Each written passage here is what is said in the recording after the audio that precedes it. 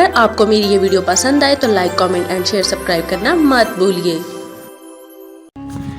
السلام علیکم معزز ناظرین، جیسا کہ آپ لوگ جانتے ہیں ہم پڑھ رہے ہیں سیرت نبوی صلی اللہ علیہ وسلم، لیکن شروع کرنے سے پہلے میری آپ سب سے گزارش ہے کہ ایک دفعہ نبی کریم صلی اللہ علیہ وسلم پر درود شریف پڑھ دیں، اور اس کے بعد جہاں بھی نبی کریم صلی اللہ علیہ وسلم کا نام مبارک آئے وہاں پر درود شریف ضرور پڑھیں، اور اگر آپ درود شریف نہیں پڑھ سکتے تو کم از کم صلی اللہ علیہ وسلم ضرور کہیں۔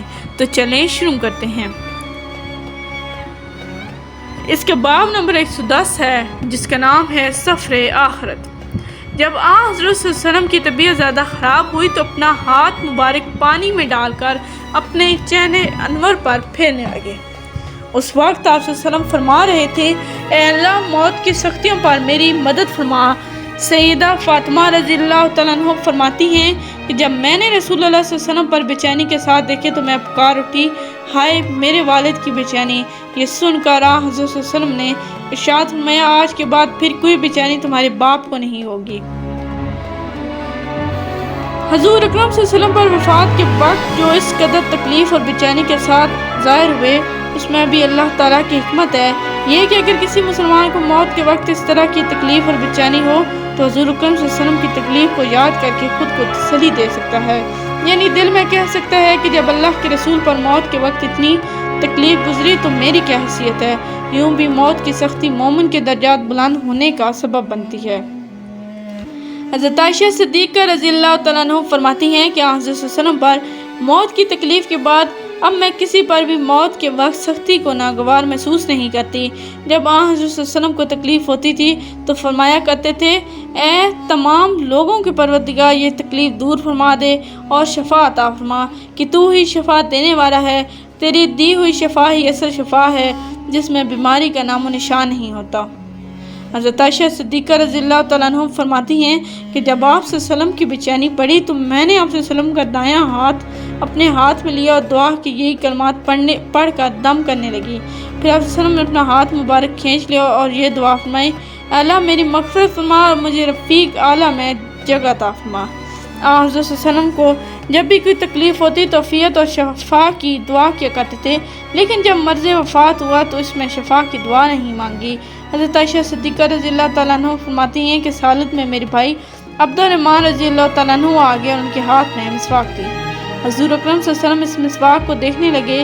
میں سمجھ گئی کہ مسواک کی خواہش محسوس ہو رہی ہے، کیونکہ مسواک کا نام صلی اللہ علیہ وسلم کو بہت پسند تھا۔ چنانچہ میں نے پوچھا، آپ کو مسواک دوں؟ حضرت صلی اللہ علیہ وسلم نے سر مبارک سے ہاں کا اشارہ کیا۔ میں نے مسواک دانتوں سے نرم کر کے دی۔ اس طرح حضرت صلی اللہ علیہ وسلم مجھ سے سہارا لیے ہوئے تھے۔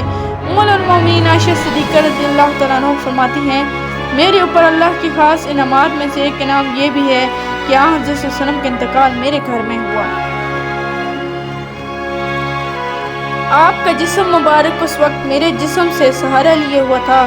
وفات کے وقت اللہ تعالیٰ نے میرا لعابدین آپ صلی اللہ علیہ وسلم کے لعابدین سے ملا دیا، کیونکہ اس مسواک کو میں نے نرم کرنے کے لیے چبایا تھا اور حضرت صلی اللہ علیہ وسلم نے اسے اپنے دانتوں پر پھیرا تھا۔ حضور اکرم صلی اللہ علیہ وسلم پر بے ہوشی طاری ہوئی تو سب ازواج محترمات آس پاس جمع ہو گئی۔ ماس کے دوران حضرت صلی اللہ علیہ وسلم نے 40 غلام آزاد فرمائے۔ گھر میں اس وقت 6 یا 7 دینار تھے۔ حضور اکرم صلی اللہ علیہ وسلم نے سیدہ عائشہ رضی اللہ تعالیٰ عنہ کو حکم دیا کہ ان دیناروں کو صدقہ کر دے۔ ساتھ ہی ارشاد فرمایا، محمد اپنے رب کے پاس کیا گمان لے کر جائے گا کہ اللہ تعالیٰ سے ملاقات ہو اور یہ مال اس کے پاس ہو۔ سیدہ عائشہ صدیقہ رضی اللہ تعالیٰ عنہ نے اسی وقت ان دیناروں کو صدقہ کر دیا۔ حضرت صلی اللہ علیہ وسلم کی بیماری سے چند روز پہلے حضرت عباس رضی اللہ تعالیٰ عنہ نے خواب دیکھا کہ چاند زمین سے اٹھ گیا، آسمان کی طرف چلا گیا۔ انہوں نے حضور اکرم صلی اللہ علیہ وسلم کو خواب سنایا۔ خواب سن کر آپ صلی اللہ علیہ وسلم نے فرمایا، اے عباس وہ تمہارا بھتیجا ہے، یعنی یہ آپ صلی اللہ علیہ وسلم کی وفات کی طرف اشارہ تھا۔ اپنی صاحبزادی سیدہ فاطمہ رضی اللہ تعالیٰ عنہ سے آپ صلی اللہ علیہ وسلم کو بے پناہ محبت تھی۔ علالت کے دوران آپ صلی اللہ علیہ وسلم نے انہیں بلا بھیجا۔ وہ تشریف لائے تو ان کے کان میں کچھ باتیں کیں، وہ سن کر رونے لگیں۔ پھر ان کے کان میں کچھ فرمایا تو وہ ہنسنے لگیں۔ بعد میں انہوں نے عائشہ صدیقہ رضی اللہ تعالیٰ عنہ کو بتایا کہ پہلے آپ صلی اللہ علیہ وسلم نے فرمایا، میں اسی مرض میں وفات پا جاؤں گا۔ یہ سن کر میں رو پڑی۔ دوسری بار فرمایا کہ خاندان میں سب سے پہلے تم مجھ سے ملو گی۔ یہ سن کر میں ہنس پڑی۔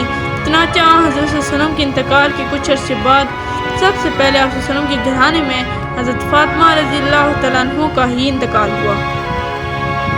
وفات سے 1 یا 2 دن پہلے حضرت صلی اللہ علیہ وسلم نے لوگوں سے ارشاد فرمایا، یہود نصاری پر خدا کی لعنت ہو، انہوں نے اپنے پیغمبروں کی قبروں کو عبادتگاہ بنا لیا۔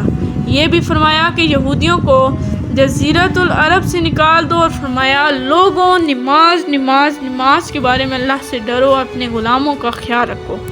وفات سے پہلے حضرت جبرائیل علیہ السلام ملک الموت کے ساتھ آئے۔ انہوں نے عرض کیا، اے محمد صلی اللہ علیہ وسلم، اللہ تعالیٰ آپ کے مشتاق ہیں۔ یہ سن کر حضرت صلی اللہ علیہ وسلم نے فرمایا، تو حکم کے مطابق میری روح قبض کر لو۔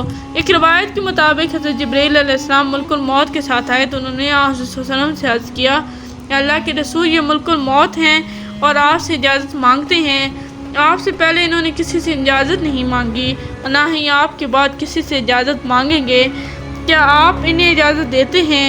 حضرت صلی اللہ علیہ وسلم نے انہیں اجازت دی۔ تب اسرائیل علیہ السلام اندر آئے تو انہوں نے آپ صلی اللہ علیہ وسلم کو سلام کیا اور عرض کیا، کہ اللہ کے رسول، اللہ تعالیٰ نے مجھے آپ کے پاس بھیجا ہے۔ اگر آپ مجھے حکم دیں کہ میں آپ کی روح قبض کر لوں تو میں ایسا ہی کروں گا، اور اگر آپ حکم فرمائیں کہ چھوڑ دو تو میں ایسا ہی کروں گا۔ حضرت صلی اللہ علیہ وسلم نے ان سے پوچھا کہ تم ایسا کر سکتے ہو کہ روح قبض کیے بغیر چلے جاؤ؟ انہوں نے عرض کیا، ہاں مجھے یہی حکم ملا ہے۔ حضرت صلی اللہ علیہ وسلم نے جبرائیل علیہ السلام کی طرف دیکھا تو انہوں نے عرض کیا، اے اللہ کے رسول، اللہ تعالیٰ آپ کی ملاقات کے مشتاق ہیں۔ حضرت صلی اللہ علیہ وسلم نے فرمایا، مجھے اپنے پروردگار سے ملاقات عزیز ہے۔